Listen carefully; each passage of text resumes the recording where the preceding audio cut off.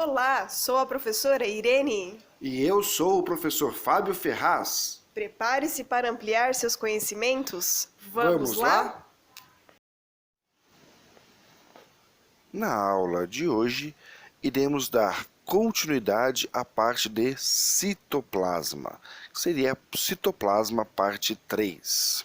E iremos falar sobre os ribossomos.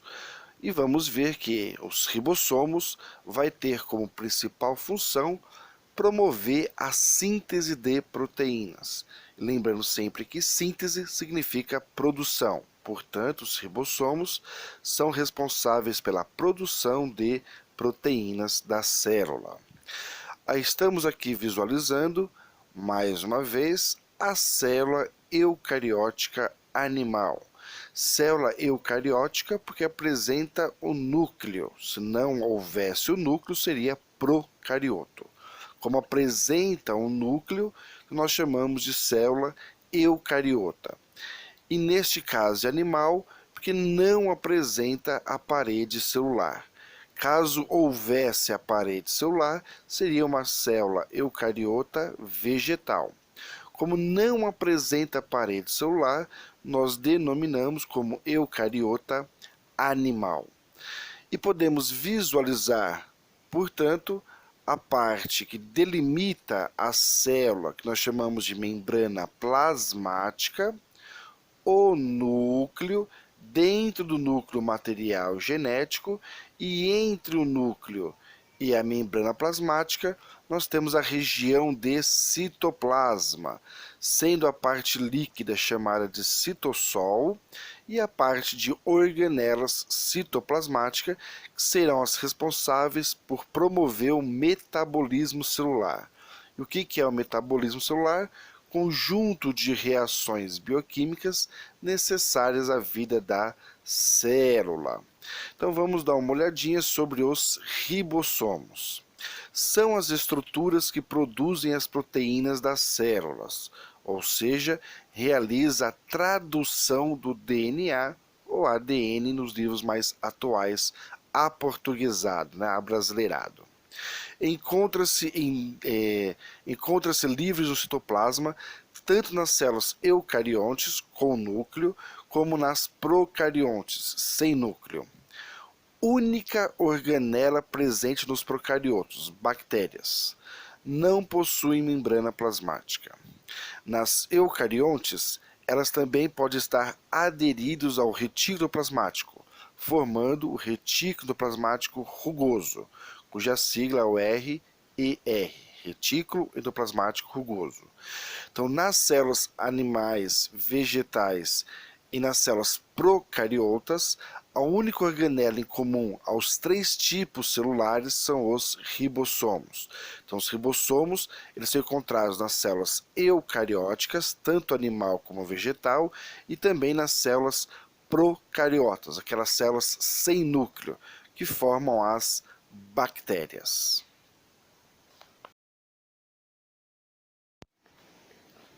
Para entendermos melhor como funcionam os ribossomos, vamos dar uma analisada nesse slide.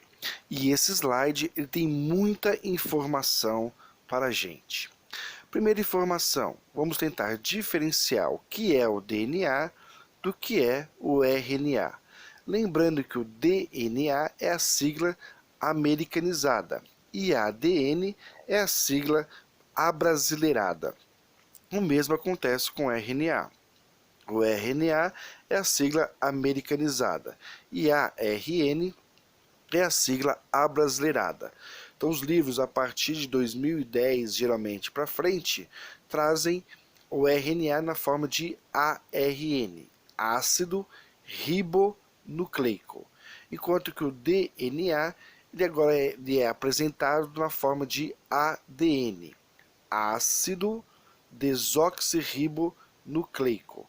Então, o que vai diferenciar de forma geral, a princípio, é o açúcar, que um é do tipo desoxirribose e o outro é do tipo ribose. Mas iremos ver isso em outra aula mais para frente. Então, o que vem a ser o DNA? O DNA, ou ADN, ele seria, por comparação, como se fosse um livro completo de todo o indivíduo. Então, cada um de nós recebe uma informação da mamãe e recebe uma informação do papai, e a combinação dessas informações vai dar um novo indivíduo, vai dar cada um de vocês. O DNA, portanto, é um livro completo de todo o indivíduo.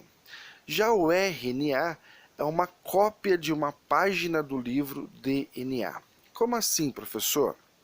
Então vamos imaginar aqui a minha célula. Nós temos aqui a membrana, o citoplasma e núcleo. E dentro do núcleo, o material genético que nós chamamos de DNA ou ADN. Este material genético, esse DNA, ele contém todas as informações do indivíduo. Então, todas as nossas células, não importa se é do fígado, coração, pulmão, baço, muscular, não importa. Possui todas as informações genéticas de todo o meu organismo. Se minha célula fosse toda hora que precisasse desse pedacinho de informação, então aqui uma célula do coração vai usar esse pedacinho, a célula do fígado vai usar esse pedacinho, a célula do baço vai usar esse pedacinho, a célula do pulmão vai usar esse outro pedacinho. Então cada célula do meu corpo vai usar um pedacinho de informação específica para as suas funções. Vamos imaginar que se minha célula ela tem que trabalhar todo dia, 7 dias por semana, 24 horas por dia. Se ela precisa dessa informação e toda hora tem que abrir o DNA, ler a informação, produzir a proteína, fechar o DNA. Abre o DNA, lê a informação, fecha o DNA. Se minha célula trabalhasse dessa forma, a chance de eu estragar esse DNA é muito grande. E ao estragar, minha célula perde a função celular dela. Então o que minha célula faz? Ela abre o material genético, faz várias cópias da mesma informação que ela vai usar sempre, e esta informação é jogada para ser trabalhada. E esse DNA volta a se fechar. Quando usar toda essa informação que foi produzida, ela volta para tirar novas cópias. Então, o DNA é exatamente a informação completa.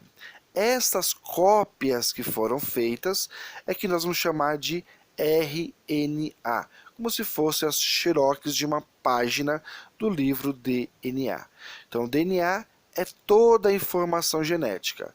O RNA é uma cópia de uma página específica do meu livro DNA. E é esta cópia, o RNA, que será utilizado na formação das proteínas, e é assim que minha célula irá trabalhar para preservar o DNA dela. Então, o primeiro conceito que nós temos que ter é o que é DNA? É toda a informação genética do indivíduo, é um livro completo. E o que é o RNA? É um pedacinho, uma xerox, uma cópia de uma página específica do livro DNA. Outro conceito que nós temos que ter são os processos que esse DNA irá fazer na célula.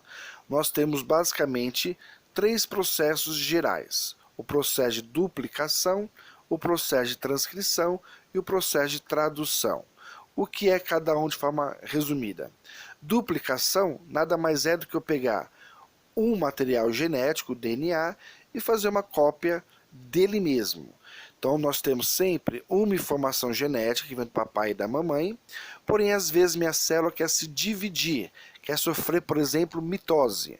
Então nessa divisão celular, a minha célula faz uma cópia do próprio DNA, ficando com 2 DNAs idênticos, né, entre si, onde um DNA vai para uma célula filha e o outro DNA vai formar a outra célula filha. Então, ou seja, as 2 células que nasceram agora, elas vão ter as mesmas informações genéticas, serão idênticas entre si. Então, nesse processo de DNA ser transformado em uma cópia de si próprio, nós chamamos de duplicação. Então, duplicação é quando tem um DNA e ele é copiado em outro DNA. Para quando a célula usar a duplicação? No processo de mitose ou meiose, ou seja, na divisão celular. Um outro processo que a célula faz é chamado de transcrição. O que é a transcrição? é quando o DNA ele é transformado em RNA. Ou seja, quando o DNA é feito várias cópias dele para ser trabalhada, essas cópias nós chamamos de RNA. Então, esse processo de DNA se transformar em RNA, nós chamamos de processo de transcrição. E aí vai se formar o RNA. Quando eu tenho a tradução, quando eu tenho o RNA transformado em proteína final. Então, ou seja, eu tenho informação de como faço uma proteína, eu pego essa informação original, que é o DNA, faço várias cópias de como fazer uma proteína. Essas cópias recebem o nome de RNA. Esse RNA vem para o citoplasma e aí ele é transformado em proteína final. Na verdade, ele é traduzido em proteína final. Então, nós temos três processos: duplicação, DNA em DNA para divisão celular. Transcrição é quando eu vou pegar uma cópia do meu DNA e transformar em RNA. E eu tenho a tradução, quando é lido esse RNA e ele é transformado em proteína final. Então esse é o primeiro entendimento que nós temos que ter. O segundo é quanto ao tipo de RNA. Nós temos três principais tipos: o RNA M, que é mensageiro, o RNA R, que é o ribossômico ou ribossomal, e o RNA T, de transportador. Então esses três RNAs nós vamos ver no próximo slide de uma forma isolada. Então nesse primeiro momento vamos lembrar que DNA é o livro completo do indivíduo. RNA é uma cópia de uma página do livro DNA. E os processos são duplicação, DNA em DNA, transcrição, DNA em RNA, e tradução de RNA para proteína. Então, em relação aos tipos de RNA, lembrar que nós temos o RNA do tipo M, de mensageiro, o RNA do tipo R, ribossômico ou ribossomal, e o RNA-T do tipo transportador. Então, o RNA-M, que é o mensageiro, está representado por esta fita. O RNA-R ribossomal seria representado por esta subunidade maior vermelha e esta subunidade menor azul. Então, este azul com este vermelho formariam a chamada RNA ribossomal ou RNA ribossômico, que é o próprio ribossomo.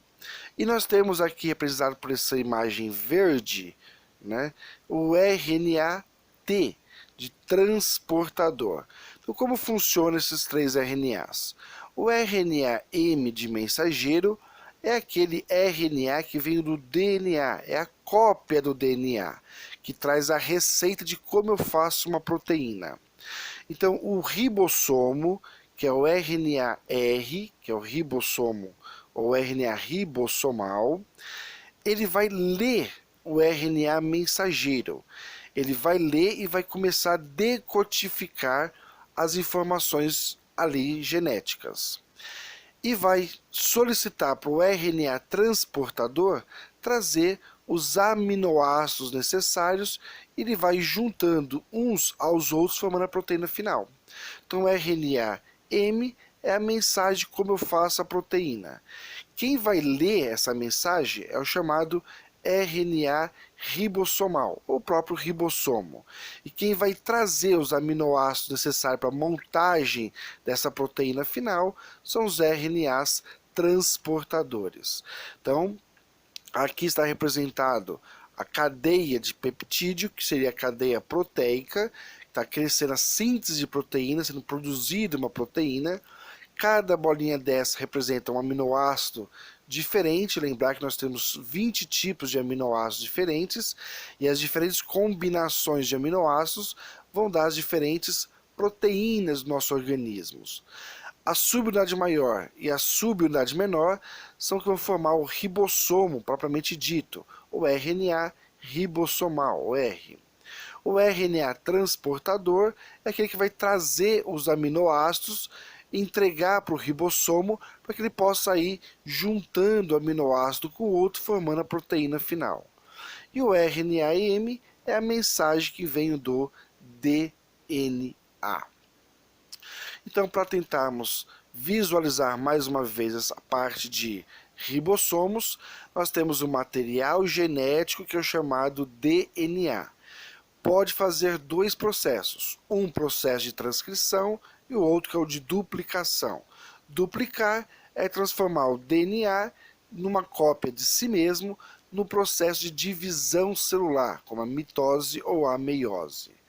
Transcrição é quando eu faço uma cópia de um pedacinho do DNA, transformando essa cópia num RNA mensageiro.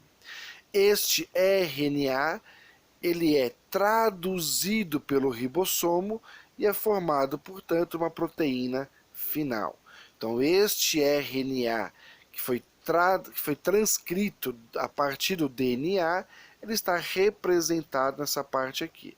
Então, o DNA é feita uma transcrição em RNA mensageiro. Este RNA mensageiro é lido pelo ribossomo e ele é construído uma proteína. Essa proteína final nós chamamos de tradução. Então, duplicação, DNA para DNA. Transcrição, DNA para RNA. E tradução de RNA para a proteína final. Então, só mais uma vez para visualizarmos, nós temos três tipos de ribossomos. O ribossomo R, que é o próprio ribossomo, né? Então, a estrutura do ribossomo principal, com subunidade maior e menor. O RNA-T, de transportador, é aquele que auxilia na montagem da proteína final, transporta os aminoácidos específicos. E nessa especificidade, nós temos o chamado códon e anticódon. E o RNA-M, de mensageiro, é aquele que vai fazer a transcrição do DNA em RNA. Então, é uma cópia específica do DNA para ser trabalhada no citoplasma. Então, quando eu faço a transcrição do DNA em RNA, nesse processo de transcrição, eu vou formar o RNA mensageiro. E apenas para entendermos, né, essa parte de códon e anticódon, o RNA mensageiro ele traz os códons, que são as informações genéticas de quais os aminoácidos que eu tenho que ser inseridos e unidos para formar a proteína final. Os RNAs transportadores, eles vão trazer os aminoácidos, né, compatível com a informação do RNA mensageiro. Então, se o RNA mensageiro traz informações de quais os grupos de aminoácidos que eu tenho que trazer, o RNA transportador vai trazendo e unindo e formando a proteína final. Então, o RNA mensageiro, ele traz a informação de quais as combinações que eu tenho que ter para formar minha proteína final.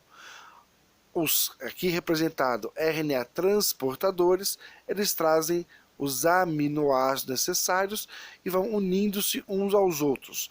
Com a união final desses aminoácidos, eu vou ter a proteína final. E aqui é apenas uma tabela, né, para que possa servir de auxílio apenas em relação às informações, né? Nós temos aqui os códon, o anticódon e o resultado que é a proteína final. Então essa tabela é apenas para que você possa ver que existe, que toda informação ela é específica. Então, para se formar uma proteína específica, eu tenho que ter informações específicas. E assim nós damos por encerrado mais uma aula e a última aula do citoplasma. Então, dessa forma, encerramos. Esperamos que você tenha gostado e continue assistindo nossas aulas. Lembrando sempre que, numa célula animal geral, nós temos a membrana plasmática, a região do núcleo, dentro do núcleo material genético DNA, e entre o núcleo e a membrana plasmática, a região de citoplasma, onde nós vamos ter as organelas citoplasmáticas e a região do citossol, que é a região líquida do citoplasma. Mais uma vez, Agradecemos a todos pela participação e contamos com vocês para as próximas aulas. Agradecemos o seu interesse. Continue buscando sempre o seu conhecimento. E continue a assistir às nossas aulas. Até mais!